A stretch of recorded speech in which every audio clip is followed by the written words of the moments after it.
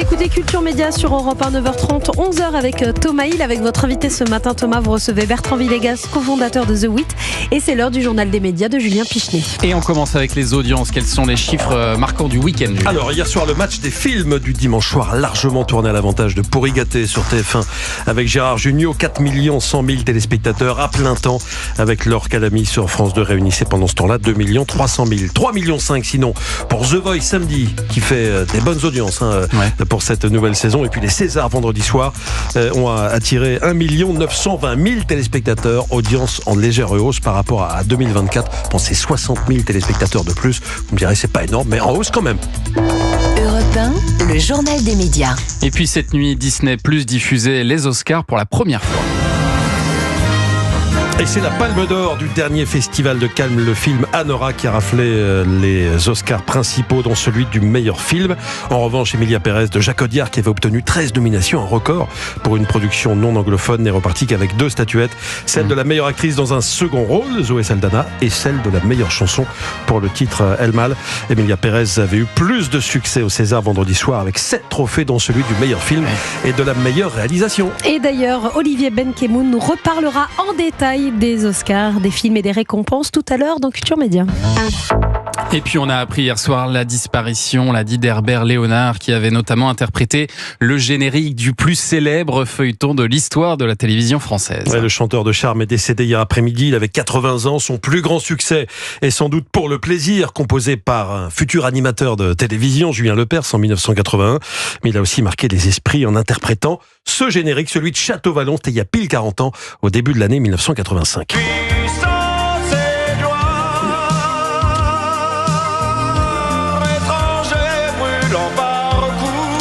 Château-Vallon, c'était le Dallas à la française. D'ailleurs, Antenne 2 avait diffusé ce feuilleton avec Chantal Nobel dans le but de concurrencer TF1 et Dallas. Le succès avait été au rendez-vous. Le 2e épisode avait été suivi par 17 millions de téléspectateurs, ce qui reste un record pour une œuvre de fiction. Et la chanson d'Herbert Léonard, qu'on vient d'entendre, composée d'ailleurs par un certain Vladimir Cosma, n'avait pas été étrangère au succès de cette série.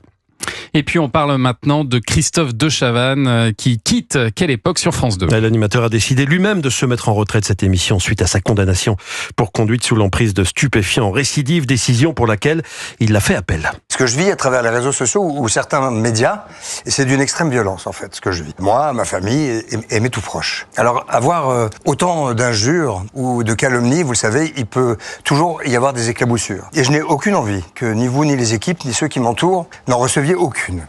C'est la raison pour laquelle, ça va être compliqué. Je suis venu vous dire donc au revoir, mais surtout également à tous ceux qui m'aiment. Je veux qu'ils sachent que moi aussi je les aime, que je leur dis au revoir parce qu'à l'âge que j'ai, je vais probablement pas revenir à 92 ans.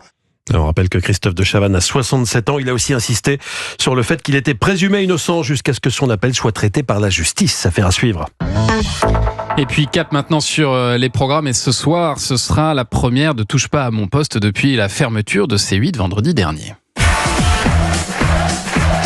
Et oui, TPMP continue malgré la fermeture de C8. À partir de ce soir, l'émission sera diffusée en direct sur YouTube, Dailymotion, via également la chaîne Zoubida TV, chaîne créée par Cyril Hanouna et qui sera disponible sur les box. Le talk commencera à 18h20, il se terminera à 21h15.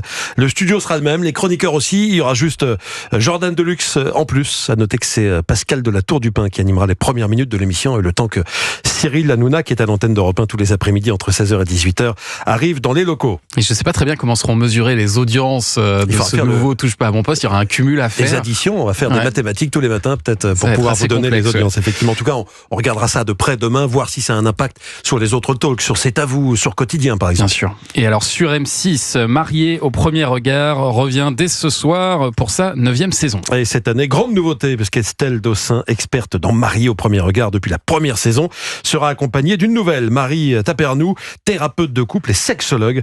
En plus de son expérience professionnelle, cette dernière a déjà participé à la version belge de l'émission. En France, en 9 saisons, Marié au premier regard a vu naître 6 bébés et 30% des couples qui se rencontrent dans l'émission resteraient ensemble d'après les statistiques fournies par la production. Cependant, participer à Marié au premier regard ne garantit rien. Rien n'est gagné d'avance, prévient Marie Tapernou, évidemment. Les couples pourraient avoir 100% de compatibilité. S'ils ne sont pas prêts à s'investir, ça marche pas. Et donc, c'est hyper frustrant de se dire, ils viennent, ils prennent le risque, ils participent à cette expérience qui est quand même costaude. Pour eux, c'est un ascenseur émotionnel énorme. C'est aussi pour ça qu'on est à ce point-là présente, pour les accompagner. Mais si eux font pas le job, en fait, ça marche pas. Et c'est en ça que c'est compliqué, parce qu'on peut se dire, mais l'expérience fonctionne pas. Mais est-ce que les participants se donnent suffisamment les moyens? Marie Tapernou, nouvelle experte de Mariés au premier regard au micro européen de Romy Azoulay. Côté audience, la saison 8 avait réuni en moyenne 2 900 000 téléspectateurs. C'est toujours un tube pour M6, Mariés au premier regard. Moi, je dois avouer, et je vois Anissa qui hoche de la tête également. Je me fais avoir à chaque fois. Moi, j'ai le débrief de Jean-Luc Lemoyne, c'est surtout ça ce que j'attends. On se régale. Il a appris ce matin que ça revenait ce soir. Il était tout content. Il s'est roulé par terre de joie. Je le dis. Mon fou, je le dis. Il était tout heureux. Il s'est roulé par terre. C'est vraiment son style en plus. Il s'en passe des choses dans les bureaux. Merci beaucoup, Julien, pour ce journal des médias.